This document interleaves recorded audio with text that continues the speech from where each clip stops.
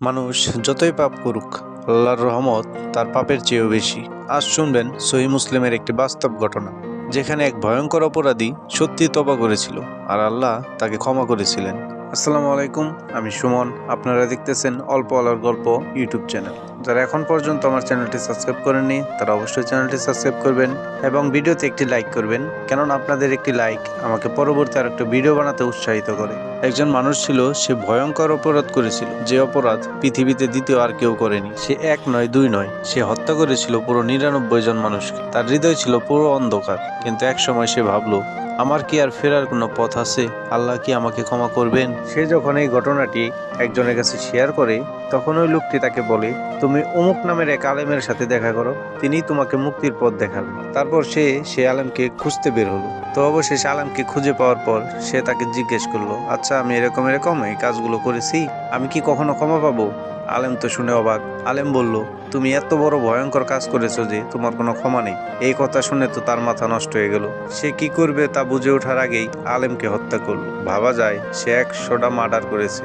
এই অপরাধ করার পরেও তার মনে অন্তত আল্লাহর ভয়টা ছিল যে আল্লাহ আমাকে আদৌ ক্ষমা করবে কিনা। তখন সে আরো খুঁজতে খুঁজতে আরো একজন আলেমের দেখা পেলেন এবং তাকে সব ঘটনা খুলে বললেন। সে বললেন, আমি ১০০ মানুষকে হত্যা করেছি, আমার কি তওবা হবে?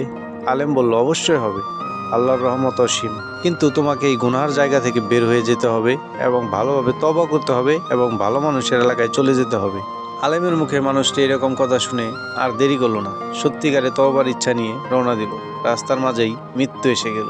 এখন প্রশ্ন হলো, সে কি জান্নাতি হবে নাকি সেই পাপের কারণে শাস্তি পাবে? তার মৃত্যুর পর দুই দল ফেরেশতা এলো। একদল বলল, এ তো অপরাধী, আমরা তাকে নিয়ে যাব। অন্য দল বলল, সে আন্তরিক তওবা করেছে, ভালো মানুষের দিকে যাচ্ছিল, আমরা তাকে নেব। তখন আল্লাহর পক্ষ থেকে আদেশ হলো, দুই জায়গার দূরত্ব মাপো। এখানে বলে রাখা ভালো, একদল ফেরেশতা ছিল জাহান্নামের, একদল ফেরেশতা ছিল জান্নাতের। তো এখানে বোঝাই যাইতেছে যে তার বাসা থেকে কেবলমাত্র সে বের হয়েছে, তো তার বাসার জায়গাটা খুব অল্প হবে এবং ভালো মানুষের জায়গাটা অনেক দূরত্ব হবে। কিন্তু আল্লাহর আদেশে সে ভালো জায়গাটা অনেক কাছে চলে এলো এবং খারাপ জায়গাটা অনেক দূরে চলে গেল। সবশেষ জান্নাতের ফেরেশতা তাকে নিয়ে গেল এবং আল্লাহর রহমতে আল্লাহ তাকে জান্নাতের ফয়সালা করে দিলেন। এর থেকে একটা জিনিস প্রমাণিত, তওবা সত্য হলে আল্লাহর দরজা সবসময় আপনার জন্য খোলা থাকবে। আপনি যতই পাপ করেন, যতই আল্লাহকে বলে থাকেন, আজ থেকেই ফিরে আসেন, কারণ আপনি একটি পদক্ষেপ নিলেই আল্লাহ আপনার দিকে আরো দ্রুত এগিয়ে আসবেন। কেননা আল্লাহ নিজেই কোরআনুল কারিমের সূরা জুমার ৫৩ নম্বর আয়াতে বলেছেন, তোমরা যতই পাপ করো, ফিরে আসো আমার দিকে, আমি অবশ্যই তোমাদেরকে ক্ষমা করে দিব।